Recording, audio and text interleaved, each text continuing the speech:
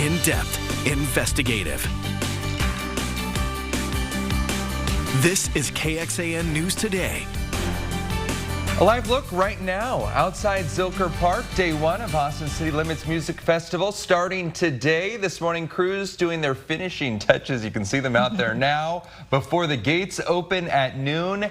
And it's going to be a nice one. Good morning. I'm Tom Miller. Hey, everyone. I'm Sally Hernandez. What a day to be in Austin with this weather, Kristen. And dare I say it gets better as we get into the weekend because temperatures continue to cool. So let's get into it. You made it to Friday. Good morning to you. Right now, we are clear of any rain. A much different look at radar than what I showed you 24 hours ago. So quite a bit of cloud cover out there. We're going to hold on to these clouds pretty much through the day, but still a nice amount of sunshine on the way. It's going to be a mix of the sun and the high clouds through the day. Live look outside from our Whittlesey Landscape Supplies weather camera there. Southeast Austin currently showing 70 degrees. I mean, temperatures are in the 60s and 70s everywhere. It's a nice cool morning, relatively speaking, coming off the record hot summer we had where those lows only got down to the 80s. We'll take this kind of weather, right? 69 in downtown Austin, 69 Bastrop, 68 in Llano. We've got 66 in Bastrop. Most of us a little cooler than what we had yesterday at this time.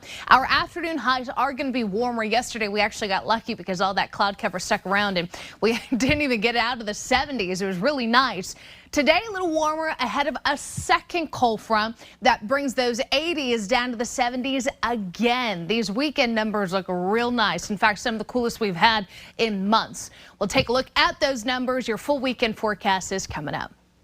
Thank you, Kristen. In a month, Texans are going to head to the polls to vote on a series of state constitutional amendments. Yeah, one of them includes Prop 2, which would allow some property tax exemptions for child care facilities. Our Capitol correspondent Monica Madden explains what this could do for those facilities. Like many other child care facilities, Open Door Preschool has had its fair share of financial burden since the pandemic. We had 3 schools and we closed one. Like, we did not fully survive COVID. High property tax bills in Austin are an additional burden, felt even more by independently operated child care providers. Their costs can be way higher than ours, but even for us, it's a pretty significant line item. It's why centers like Open Door want to see Proposition 2 passed this November, hoping property tax relief will offset other operational costs. We want to make sure that child care actually receives the attention that it deserves. Making extra room in the budgets for things like teacher pay. Here in Texas, that there is so much of a crisis of keeping teachers and making sure our child care business doors are open. And with federal COVID relief dollars now expired, child care centers say that any savings can make a difference. In Texas, families pay an average of $727 a month for center-based toddler care. Advocates say if passed, the tax breaks will ultimately benefit families in need of quality and affordable child care. With child care businesses having no choice but to raise tuition, it's going to become more difficult for families to access care. During the legislative session, the measure passed with broad bipartisan support and little opposition. Monica Madden, KXAN News. Going in depth on this, childcare in Travis County is more expensive than anywhere else in the state. That's according to the National Database of Childcare Prices. Data shows that parents in the area pay an average of about $12,000 per year to put their kids in daycare. Home-based childcare, a little less expensive option. Trends seen across the state with data showing Travis County parents save an average of about $1,500 a year if they choose home-based childcare instead. Attorneys representing the state of Texas asking a federal appeals court to allow the state to keep the border buoys on the Rio Grande River. The debate centers on whether the river near the border city of Eagle Pass can stay there or is it used for commercial navigation. The state's attorneys say the shallow, rocky stretch of the Rio is not navigable. It's not able to navigate. But the U.S. Justice Department pointed to times it has been used by navigation in the past and possibilities of it being used again. The judges hearing the case did not indicate when they can make a ruling. There is a new effort to build a border wall, and it is coming from an unexpected place, which is the White House. President Biden waiving 26 federal laws that allow now construction to take place on 17 miles in South Texas. The head of Homeland Security saying, quote, There is presently an acute and immediate need to construct physical barriers and roads to prevent illegal crossings in Starr County, Texas. The president insisting his decision for that waiver was not because of the surge of migrants or calls to action. Biden saying it was required because of a law established during the Trump administration. They have to use the money for what was appropriated. I can't stop that.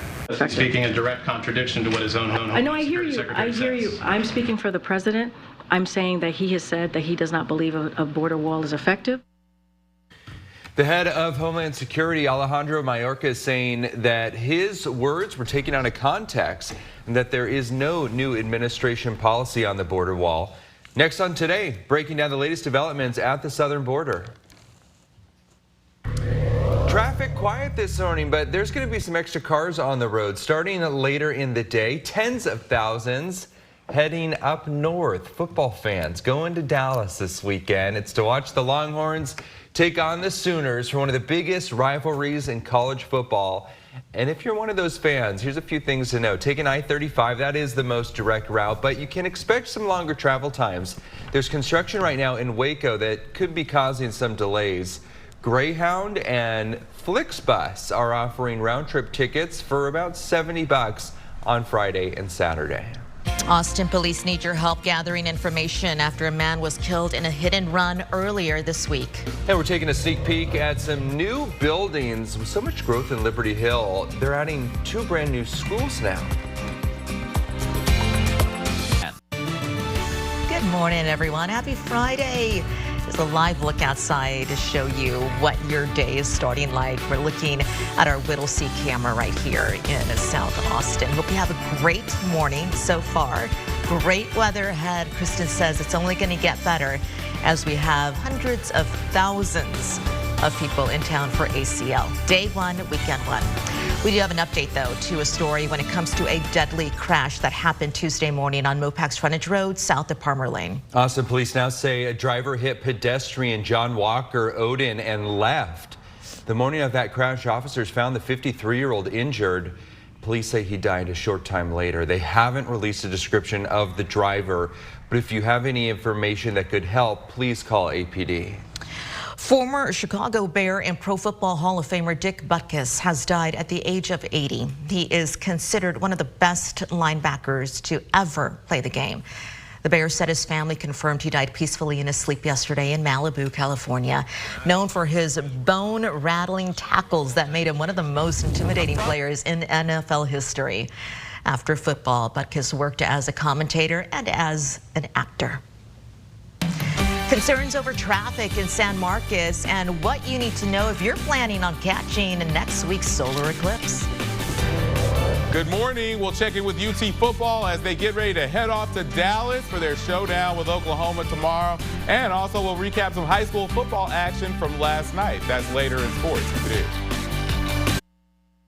This is KXAN Sports, brought to you by Thomas J. Henry. Good morning. Texas has demonstrated an ability to have grace under pressure, and they'll need that attribute big time tomorrow when they head out of the Cotton Bowl tunnel for their showdown with Oklahoma. This one has stakes beyond bragging rights and the golden hat that is attached to it. Not to diminish those things, but for third-ranked Texas, staying at the top of the Big 12 and in contention for a playoff spot are the spoils the team will get should they earn the victory. And so far, according to the head man, the Horns are handling everything right.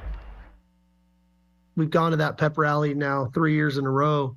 And what I enjoyed about our players last night, they really just took in the moment. You know, they didn't, you know, nobody got on the mic and said something that's bulletin board material. They had fun with it. I thought our fans were great.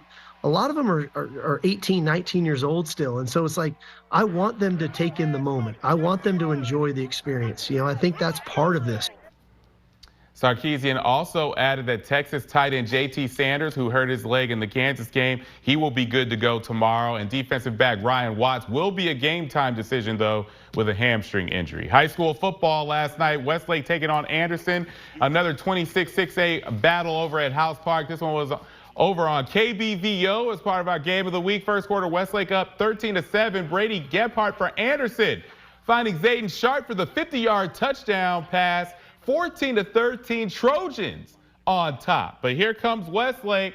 Reese Weiss, backup quarterback, finding Brody Wilhelm, who, after making the catch, he makes a few nifty moves to get in the end zone. Westlake up 19-14. They did miss the extra point. Second quarter, same score. Gephardt's pass intercepted by Elliott Shopper, and Shopper follows some blocks, and he's got nothing but turf in front of him. He returns that for a touchdown. 26-14, Westlake, and they go on to roll over Anderson at 67-14. Vista Ridge also beat Westwood last night at the Palace, 26-21. Well, we'll have more high school football action for you tonight on Game Night Friday coming up at 10 o'clock. That does it for sports. Let's go back over to you. Football weather. Yes, it has is. A big weekend for football, too. Yes. We're excited about it. Let me show you what we've got going on, because it is going to be nice area-wide. So whether you've got plans tonight, you got some weekend plans to look forward to. The rain has moved out, and it's not going to come back in the short term. We are still going to be left with some cloud cover, though. You can see over Central Texas, we've got some of those high clouds still streaming in from the south. But, hey, it ain't going to hurt us. We've got a temperature of 69 degrees right now. It is beautifully cool out there. Those 60s will be area wide as we walk out the door this morning. Those northwest winds light now, but they are going to start to get a little bit stronger later in the day. Current temperatures, here you go. Go ahead and pick out your neighborhood number. No need for the jacket, because with the warm up, we are expecting those temperatures to be in the upper 70s as early as lunchtime. And then later today, looking at a forecast high around 85, 86. Now, we're not going to completely clear the cloud cover out, but we will see way more sunshine today compared to what we had yesterday. Because we got stuck underneath the clouds, our temperatures didn't leave the 70s yesterday afternoon. It was finally that little taste of fall a lot of us have been looking for. Just running you through what our skies will look like from now through the end of the day.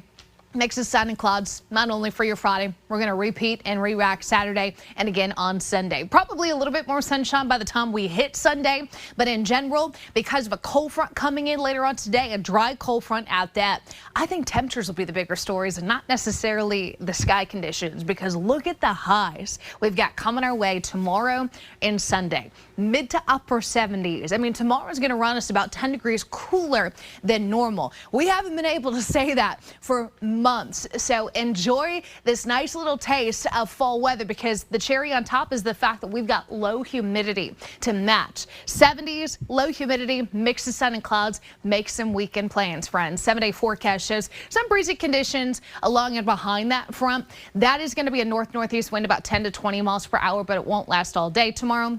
Sunday, upper 70s. We get the 80s back Monday. We'll ride those 80s all the way into next week, but you'll notice some isolated showers possible Tuesday, Wednesday. I think our second cold front of the next 7 is going to come in sometime between Thursday and Friday, so anticipate some rain chances coming up late in the week next week. Thank you, Kristen. You know, there's a lot of excitement right now about the solar eclipse, which is happening next week. So much so that emergency officials say this could potentially be a traffic hazard. San Marcos anticipating an increase in traffic is going to have people heading out to some different viewing locations. It isn't the only event happening that day either. There's also weekend 2 of ACL. Officials encourage people to plan ahead and do things like fill the car up with gas, grab your groceries, get your prescriptions all before next weekend. Online right now, a list of viewing spots throughout Central Texas. Have you been thinking about what you're going to be doing? Now I am. When you just finished saying, get the groceries, get everything in line. Okay. Yeah. All right. Well, yeah, something to think about, something to plan for. Also want to tell you about this. Research at UT Austin showing llamas could be a big help in reducing the effects of climate change. This is really neat. As glaciers retreat, new land is exposed, and that soil so low on nutrients, it means that it cannot sustain vegetation. Now, according to UT, bringing llamas onto the land could stabilize the soil faster and help from the newly exposed ecosystem. This has to do with the animal's fur and grazing habitats. A 3-year partnership between UT and a Peruvian family community or farming community found the area with llamas saw significant improvement to the soil's nutrients and a 57% increase when it comes to plant cover. Back here at home, Liberty Hill ISD is growing so fast, the district will be using a new middle school to house ninth graders next year. And KXAN's Nabil Ramana shows us what its plans are moving forward as more people keep moving to the area. As soon as the final bell rings, students in Liberty Hill ISD hit the halls to head home. See you later, Bob. And each year, these halls get more crowded. And we are up over 1,000 kids this year. Liberty Hill ISD is seeing significant growth. Superintendent Steve Snell showed us a map of the district. It is a 110 square miles. Everywhere you look, new developments. 1,600 homes here. Or plans for new schools. High school 3, a middle school and elementary could possibly go right here in this pink area. Right now, there are more than 8,800 students in the district, and Liberty Hill High School is busting at the seams. Now we're in the process to where we've outgrown that school. We're actually going to open high school 2 in a brand new middle school building. With so many new students coming in, they're moving the first high school class to the new middle school.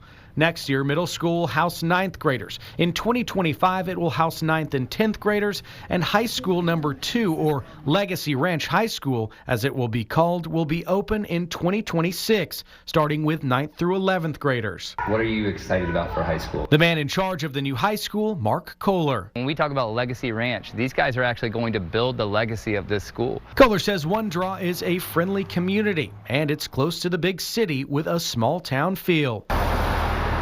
I like living in Liberty Hill because of the community and like all the people there. Everyone's so nice and like welcoming and everything. Lily Rich will be a junior when she walks through the doors of the finished Legacy Ranch High School. She moved to Liberty Hill in 2nd grade. Oh, I lived in Georgetown before this. Brock Peterson says he can't wait to get into the new school.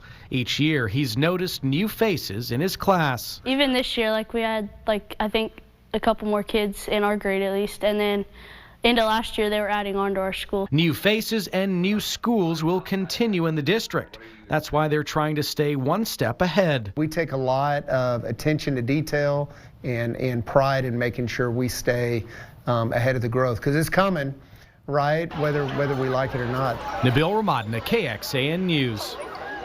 Looking deeper into the rapid growth in Liberty Hill between 2010 and 2020, the population there nearly tripled, making it the 3rd fastest growing city in the entire state of Texas. And between 2021 and 2022, Williamson County grew by more than 4%, with a total population of more than 671,000 people. Let's stick in Liberty Hill a little longer. 2 students there are celebrating after getting perfect ACT scores. Conrad Gurton and Abby Parsons, both seniors at Liberty Hill High School, and both said that they thought they would do well on the test, but were surprised when they saw that perfect 36 on the results. I wasn't expecting a perfect score, obviously. I expected to get somewhere in the 30s probably because of my SAT score, but it's definitely very unexpected, and I was very happy to have that score. The teachers at this school helped me because I didn't get a lot of algebra and geometry teaching because of the pandemic, but some of my teachers that taught pre-cal and calculus have helped me learn the fundamentals better. They're not the only ones either. Last spring, students from Georgetown, Round Rock, also earning perfect ACT scores. So congratulations to them. Very, very impressive. They are so humble about it too. I'm not sure I would be. You know, I would be blaring it out. Be out there with the streamers. With the T-shirt that says that. Right. Yeah. Well, there is a new state law requiring all middle school students who test in a certain percentile to automatically be put in advanced math classes. Yeah, you heard that right. The goal is eliminating the equity gap. Our multicultural reporter, Jayla Washington, reports it's already made an impact on Central Texas school districts. The energy is unmatched in Mr. Kevin Taylor's 8th grade pre-algebra advanced math class. Why are you guys in advanced math as 8th graders? And just shout out your answers. Regular math is boring. This class perhaps a bit more diverse than a few years ago, after some Central Texas school districts like Hayes ISD changed their policies. So their local policy shifted from teacher recommendation, counselor recommendation, or using a cutoff score, to looking at top 40% quintile of students' performance, and then automatically enrolling them in advanced math in 6th grade. A group called Education Equals Economics, or E3, for years has been pushing for getting all qualified students into math classes aligned with their test scores. This change set out to benefit students like Madden McEmery, who is now in his 3rd year of advanced math classes. I just like to use my brain and always be challenged, and I just like to keep track of my grades, and I don't like stuff to be easy. And when we looked at the data, what we saw were huge disparities between those students that were taking Algebra 1, from our Asian and white peers to our Black and Latino peers. Now, a new law requires all Texas school districts to use this policy, modeled after the pilot program right here in Central Texas. In fact, E3 says over the past 3 years, already the equity gap between Black, Latino, and white students closed about 91%. And teachers like Mr. Taylor plan to continue encouraging students always to reach their full potential. I believe that every student is capable, and so I think a big part of our job is convincing them. Jayla Washington, KXAN News. Way to go. All right, parents, you can choose, though, if you want to opt your student out of that new policy for whatever reason. If you think that the advanced math is really not for your kid, you can do that. 7 districts in Central Texas helped shape the pilot program. The rest of the state is going to follow now. Going in depth, earlier this year, a school district in Michigan voted to get rid of its honors math for 6th and 7th graders. Students can resume separate honors track in 8th grade. The district told our NBC affiliate there the decision was a structural change that was based on research and that will prepare all students for advanced math, but when they get in high school. Many parents disagreed with that decision, saying forcing advanced students into the same class as students who struggle in that subject is a recipe for failure. For those listening on the KXAN Today podcast, welcome and thank you so much for joining us. Here's what else we're tracking for you in the 5 a.m. hour of KXAN Today. We're taking a live look at Zilker Park this morning as ACL Music Festival kicks off today, weekend 1, day 1. How is it impacting business in our area?